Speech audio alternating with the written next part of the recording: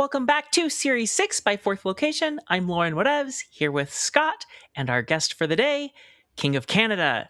On Series 6, we talk about a Marvel Snap topic, oftentimes decided by the guest, but today we decided. And we were talking to King of Canada about what topic would be right, something that he might have some expertise in, and he said that he enjoys deck building and that he's pretty good at putting together different play lines. So we're like, okay, well, what about planning out your play lines and efficient energy use? You want to give us like a broad, like what is your overall thought when you're putting together a deck and thinking about the energy spread? Well, the main thing that I like to do is have as many playable lines as possible, whether it's one driven line that you're set to do with a deck. Like most people, when they put a deck together, will put it together in one way. You have your main line that you want to play.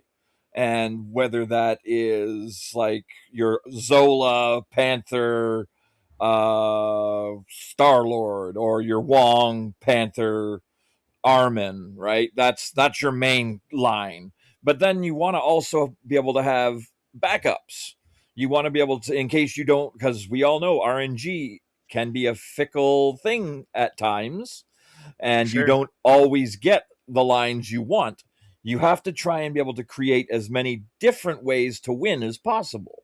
So you want to be able to have a backup of maybe throwing in Lady Deathstrike to take care of something, or put in Black Knight and Stature for a combo piece. And then you have another set that you can play instead of just looking for one certain line. You want to be able to have as many playable lines as possible. So when I build a deck, you try and build small little packages. Yeah, like everyone talks about decks are now combo decks. Most decks are now combo decks.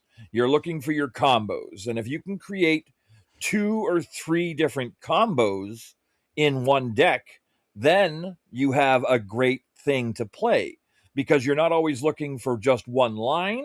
You're looking for a couple little pieces. And if you have 2 or 3 combos that interconnect with each other, that can play off of each other, it makes it even easier for you to play your deck. Because if card A, B, and C work together with card B, C, or B, D, and F, or whatever alphabet numbers I'm missing, as long as they interconnect together, it all plays out a lot easier. So that's the main goal I look for when I'm putting something together. So our package is composed of like mirroring amounts of cost cards. Is it like if my plan A is like requires a 4 cost card, a 5 cost card, and a 6 cost card, is my plan B similar? It usually helps to be able to mirror the cost of the card, because then with RNG the way it is, you usually end up, if you put 3 2 costs in the deck, you're usually guaranteed to see at least one of them, right? So if your plan for that 2 cost works out with your other cards, you're guaranteed to hopefully see. I don't want to say you're guaranteed. You're more than likely able to see one of those 2 3 cost cards, or one of those 3 2 cost cards. There's my dyslexia playing out for us. Those together work well when you're playing them out. If you want to put us what I'll try and do is the rule of 2.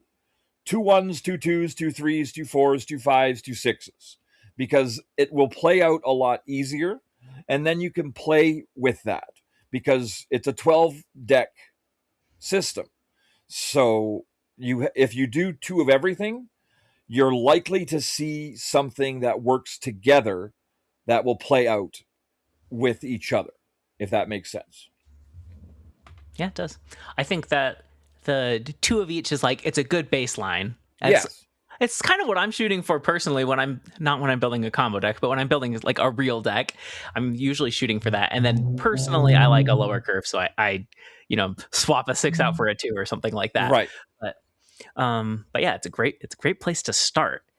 I'm fascinated by your idea of like building a deck out of multiple packages, and you're looking for like pieces that have as many synergies as possible. Is that where do you start when you're building a deck like that?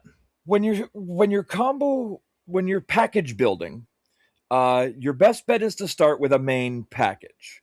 So I'll bring up. Let's start with my something too different deck. It's a Thanos build. So you have Thanos, you have your stones, and now that in itself is your core of this deck. And then with your Thanos, you have Mockingbird, which is brought down by your stones. So you have Mockingbird.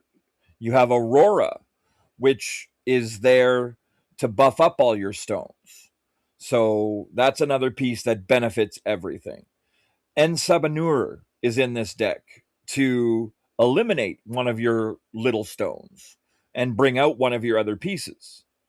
With all of your stones, you have Gambit, Horseman of Death, our new destruction card. And you have Marvel Boy. So that's a double package I put in with Megas. So the three-part package deal there is Megas, Marvel Boy, Gambit, because then you skip turn 3 with Megas and you're guaranteed to get either Marvel Boy or a secondary Gambit. And then if you can put them both down, you've got 2 Marvel Boys or you've got 2 Gambits.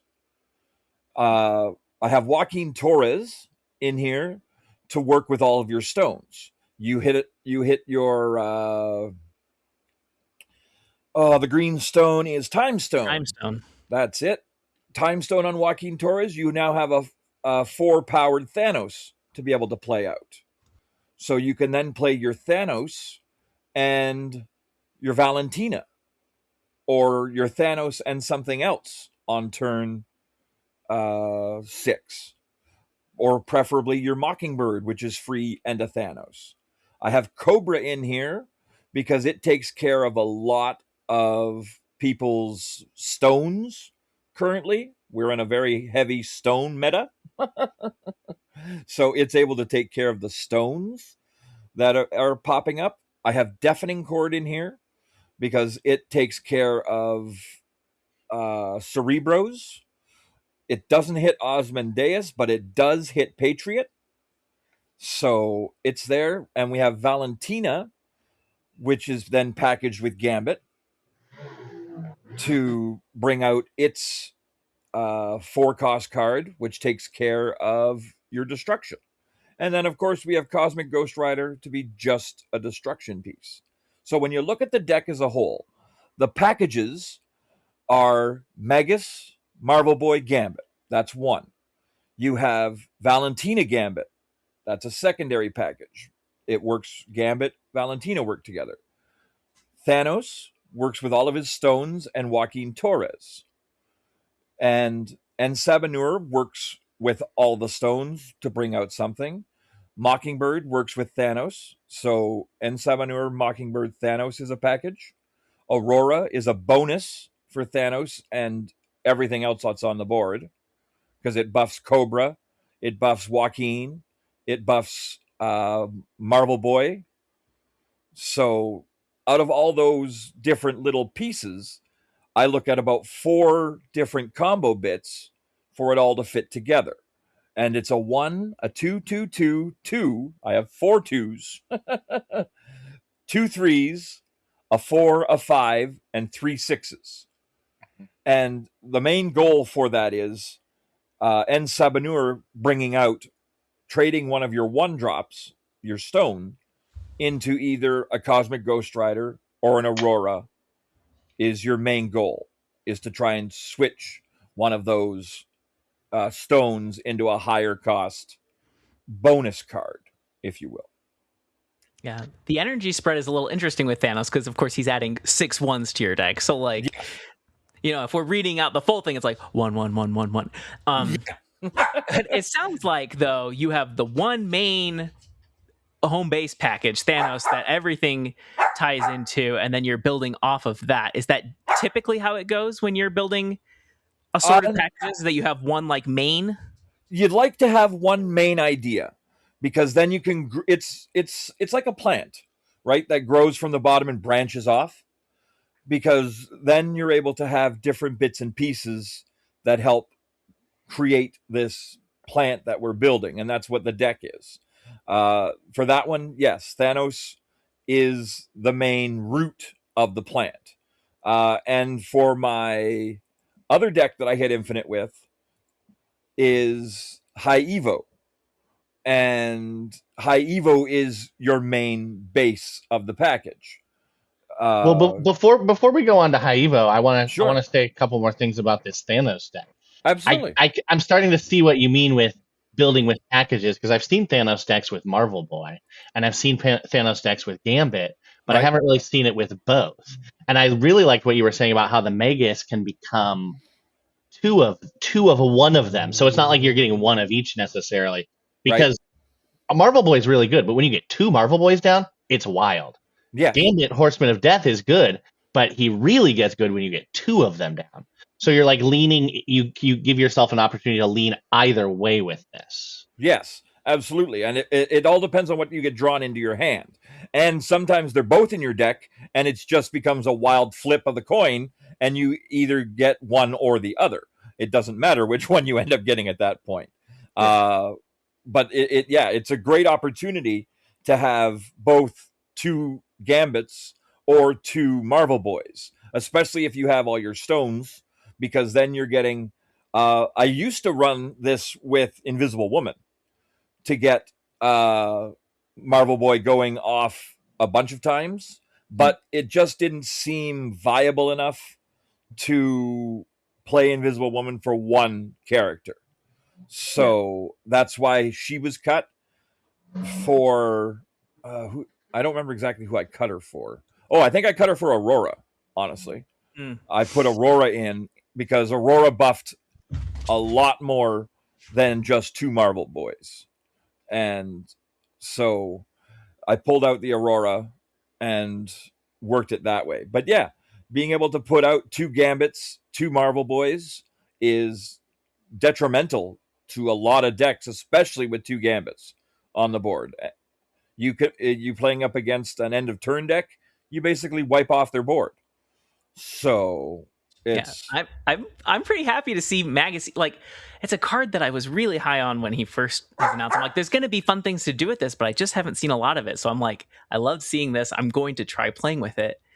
I'm glad you brought up the Invisible Woman first steps thing because pretty much everybody we talk to about deck building talks about how it's an iterative process.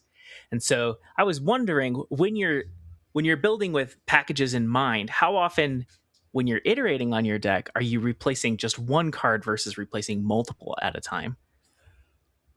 it all depends on how it affects the package.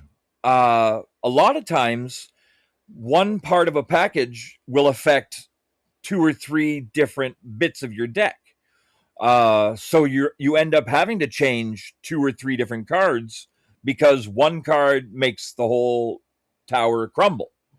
Uh, so efficiently, if you're building separate packages that are not interconnected, it's easy to replace one card.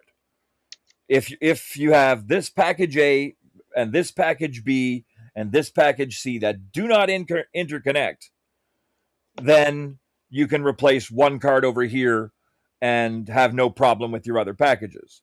But if you're having package A connect to package B and package C, if you're pulling out one card out of package B, your package A and your package C don't necessarily work anymore. So it all depends on how you're building your deck. If you're doing an interconnectivity deck, then replacing one card is a lot more difficult than replacing, or you end up replacing more multiple cards instead of replacing just one. Speaking of Invisible Woman in maybe unexpected places, talk us through your High Evo deck we've got. Oh yes, yeah. Everyone thought it was kind of funny that she was in there. And she is in there only to proc off a couple different items. This one I actually found she works well because you get double procs on Bruce Banner. You get double procs on Sunspot. You get double procs on Cyclops. And if you prodigy your Invisible Woman, it goes off again. So the deck is Sunspot, Misty Knight, Bruce Banner, Invisible Woman First Steps, Prodigy, Cyclops, Silver Surfer First Steps, Shang-Chi, High Evolutionary, Star-Lord Master of the Sun, She-Hulk, and Hulk.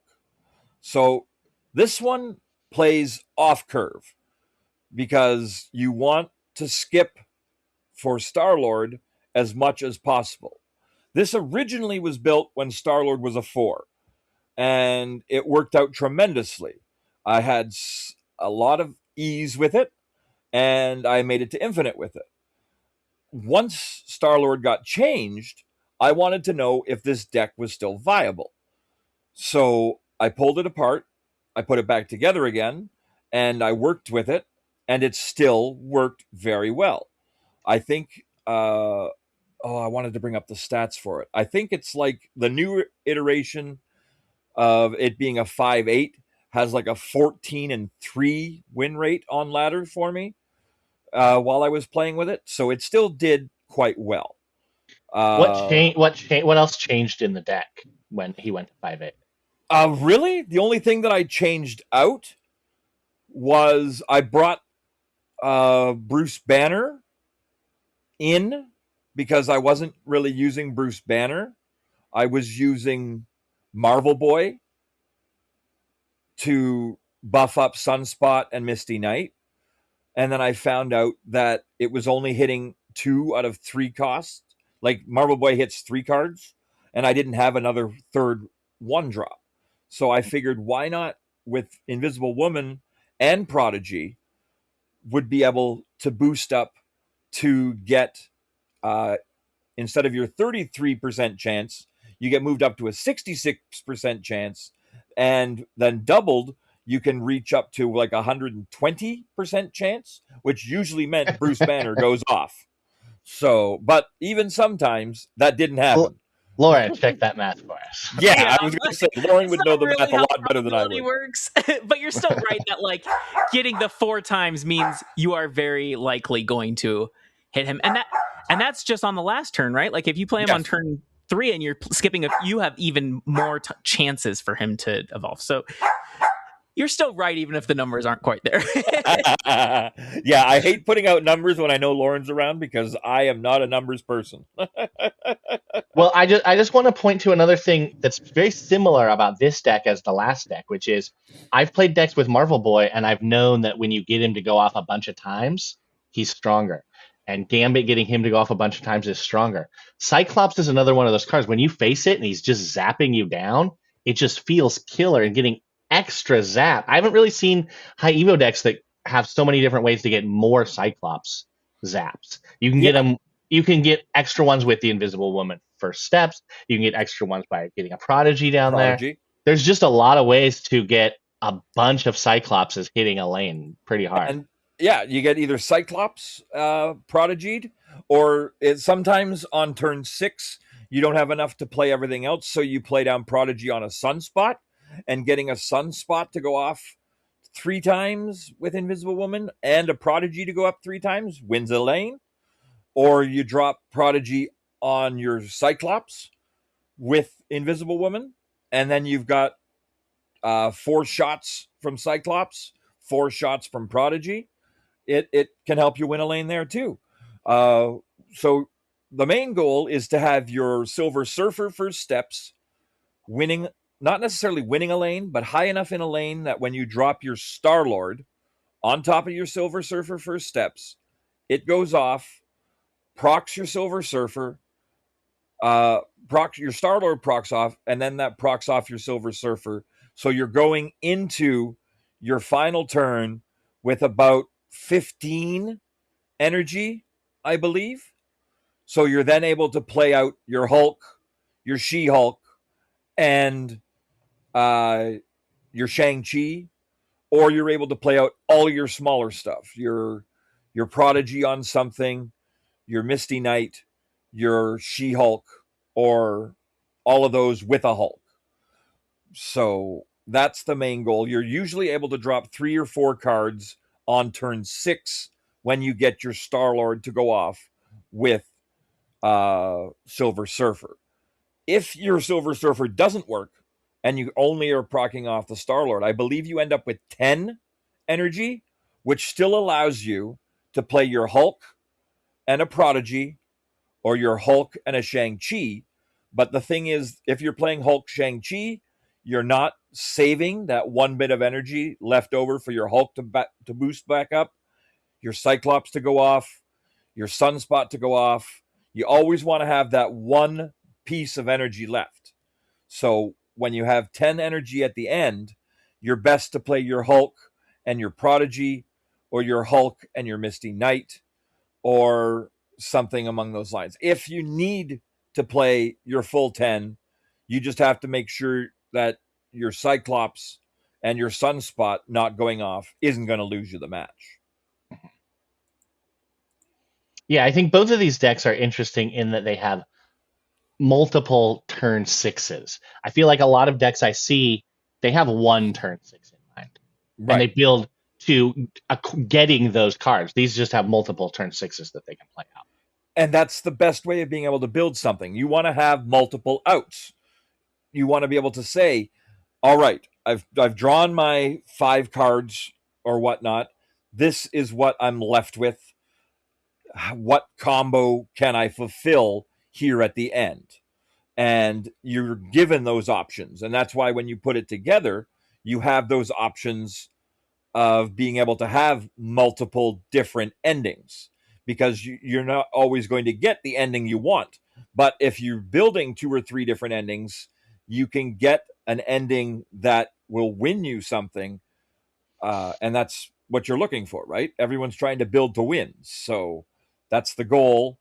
And having multiple outs is the best way of building, or having multiple paths, I should say, sorry, to a multiple finish is the best way of putting together your deck. Yeah, I really like thinking about deck building this way, and I don't know if I have before thought about it as all these highly synergistic packages overlapping with each other.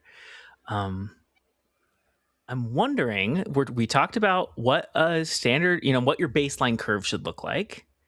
If, assuming we're building a deck that's not trying to skip, right? Like not the Right. Haibo deck. Correct. How do you know when to go off of the normal spread of 2 each? Is it just by testing, or is it more than that? Yeah, you're gonna want to. That's the good part I love about Conquest and its opening match. You get to go into proving grounds and you get to play with as many different opportunities as possible. You can have match number 1 be this, and this, and then you can play it out and see. You get 4 as long as your opponent doesn't leave you high and dry because you're playing around and having fun. You can play this deck 5 or 6 different tries. You get multiple different hand options, and it lets you know what to try, what you're good with, what works, what doesn't work, and then you can take it back to the board and say, all right, well, this was good in the deck, this was good in the deck, but this one didn't really work out. So let's pop that out. Let's pull in a different card and try it all over again. That's one of the reasons why I love Proving Grounds. Is it's the place to go to be able to take your fun builds and play around with them. Well, I hope people don't come after you in the comments for not playing for 8 cubes in Proving Grounds. Yeah. Well, But I yeah, do everybody, sometimes, but everybody, I just want to say everybody can play how you want if that's your process. But yeah. do you have an example you can give us of a card that you had in and it wasn't working out and you took it out? Oh, there's many cards that you try and fail with.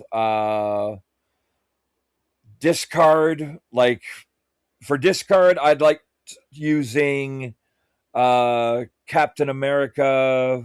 No, is Oh, it Captain? zombie Colonel America. Yeah, Colonel America. Colonel America. That's it, Yeah. Colonel America. But then I found the buffing of the 4 other cards was not as good as just putting in a Mobius. Mobius still got higher, still got more energy, and so you pull out the Colonel, put in the Mobius. It's all just bits and pieces of trying what works where, right? And as long as you enjoy the process, you'll have fun with it. If you want something to work and you want it to work right now, and you think that this is the way it has to be, and because it's in your head, it's going to work on paper, it's not. Okay, it's not going to work on paper or work in game just because you want it to work on paper. I have built decks that look fantastic. It has the perfect curve. It's got the most playable synergies. It's packaged galore, and I draw nothing for them. The game goes and says, all right, I know what cards you want to draw. I'm going to give you this one, that one, and that one, and they're not going to work together at all. So your deck is going to be crap. Well, yeah. So you talked about like you take out a card that's not working after you try it a few times.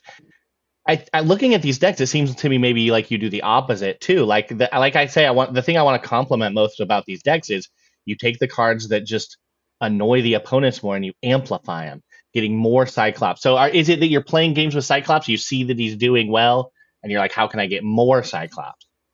I'm playing with Marvel Boy. How can I get more Marvel Boy? It's mostly for power, because in the end, you want to win, right? That's the goal. Is you want to be able to take. Everyone plays for 2 lanes, is what I say. You don't want to play for 3. I've always picked 1 lane to abandon and play for 2 lanes. Because if you're playing for 3 lanes, especially with a combo style deck, you're going to draw yourself too thin and you're not going to get the power you want in the lanes.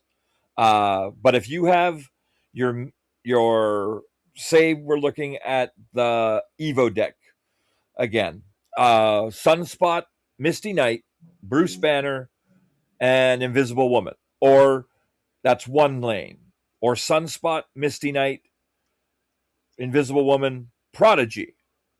You can scale that Sunspot high enough to win that lane, hopefully.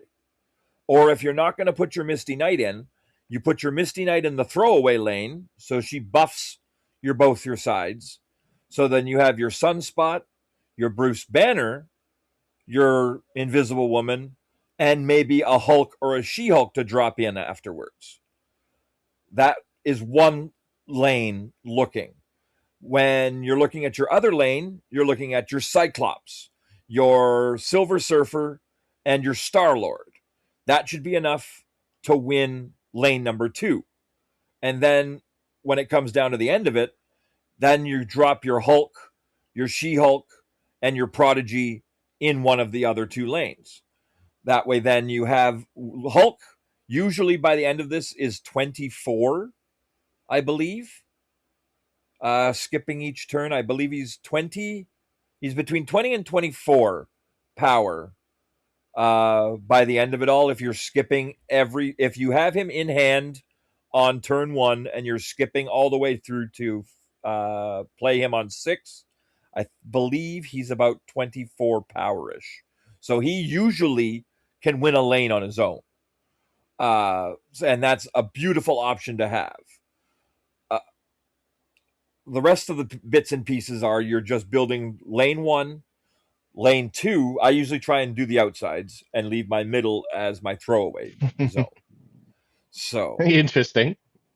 yeah, I try and keep my outsides and leave my middle as a throwaway zone because it's easier to be able to maneuver. And I just look at it as Stegron the only place that they'll knock a card from Stegron is from the left to the middle. They can't touch the right. And if I want to get a surprise Heimdall, I can move everything from the right to the middle. And you have to look at those different little bits and pieces when you're looking at So you're Uh, factoring in Stegrons and Heimdalls. yeah, just to be able to move bits and Enemy pieces, right? enemy grandmaster is not a threat. Grandmaster Yeah, you don't is have to being worry able about to move. Grandmaster. Yeah, being able to move, and that's another bit is being able to move your grandmaster from either side to put them into the middle. So if you're playing it for the middle, you're not being able to use a grandmaster.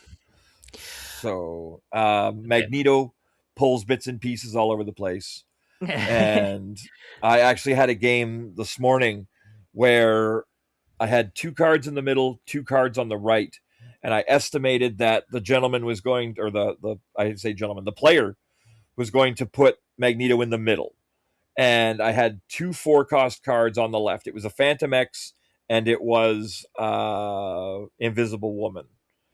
Was it Invisible Woman or was it Joe Costa? Sorry, Joe Costa, Phantom X on the left side, and first I played 1 card in the middle and 1 card on the right, and then I looked at it and I said, "Ah, they're going to play Magneto in the middle, and they're going to pull my only 2 full 4-cost cards together.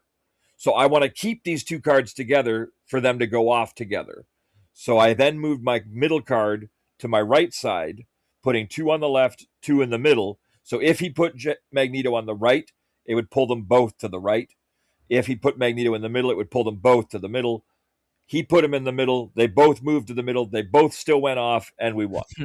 Nice. So Good it, read. yeah, that was it. Was just being able to play it all together and knowing the movement of what's going to happen, being able to put it all together and be like, yes, they're going to put it that way. Let's try and stick them together, because if he separates those cards, the Jocasta's not going to set off the Phantom X, and the Phantom X is not going to go off twice. So you want to try and keep all that stuff together. Okay. I have one more question for you. When you Oh, are absolutely. testing in proving grounds or Yes. wherever, and you're detecting that something's not working, how do you know what piece is not working? Is it by feel, or do you have a different process? Majority of the time, you have that feeling that it's not working. Like you can get the hard numbers on it, like this is not going off enough times, or this isn't going off enough, or isn't going off at all, or this card. Like I tried a deck with Gambit for the first time a little while back, and I didn't have enough procs for it to go off. I thought I did. I thought on paper I had a Mirage, and I had a Maria Hill, and I had a Merlin.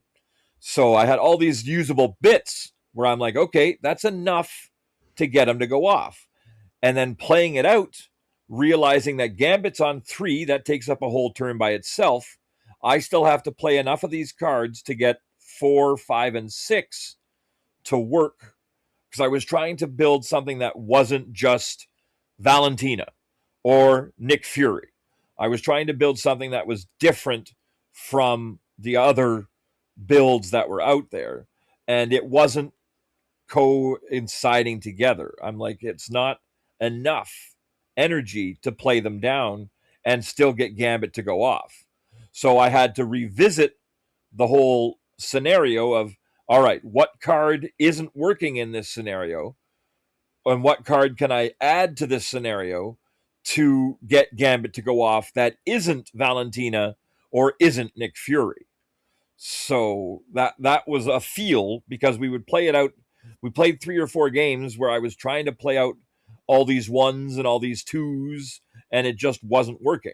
So, and when I was getting it to go off, I was sacrificing too much on the board, because I was having to play 3 Merlin spells and not wanting to play the one that pulls your card back, and the like, and play the polymorph was fine, and playing the land change was fine, but then you were always getting stuck with that stupid one that brought your card back, and then I was losing that lane because I was having to drop that 2 or 3 times, and I'm pulling up 4 different cards just to sacrifice Gambit trying to hit one card. Yeah.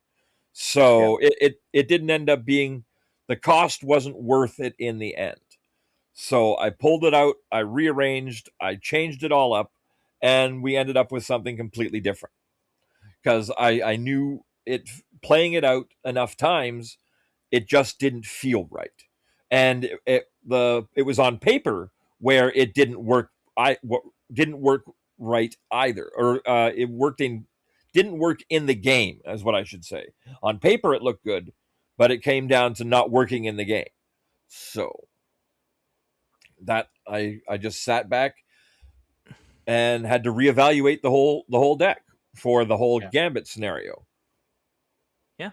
I think everybody does that differently. I was just curious what your process was. Yeah, I appreciate the insights into your deck building. not a Any other problem. questions, Scott? Okay. P- Thank you so much for joining us today. People Thank who you for having me. of course, it's been great. People who support fourth location at a high enough level get their names read off every single video. These are the champions of fourth location: Blue Sky Snapper, Chase Pitzer, Copy Dog, David G. Wingfield, Iron Cloak, King of Canada. Thank you. One Big Man, Pulse Glazer, Ryan Wood, Search Out of David. I've once again read off the champions before asking where people can find you. Where can people find you, King of Canada? They can find me at YouTube at SCJJ. We put out a new video every week. It's called Deck Testing with the King, where I take decks, I test them, and they're either kingly, mediocre, or trash. Yeah, So we nice. we play 5 matches, and if we get best of 5, they are voted kingly. If they place anywhere in the middle, they're mediocre, and anything below that is trash. And I do that live on stream on Twitch at King of Canada JR every Thursday at noon, or you can check it out on YouTube every Friday morning at 8:30 a.m. Fantastic. We will have those links in the show notes. Also, we've just opened up a Discord for fourth location. If you're not in there already, come and join the conversation. The link will also be in the show notes. We'll catch you next time. Bye.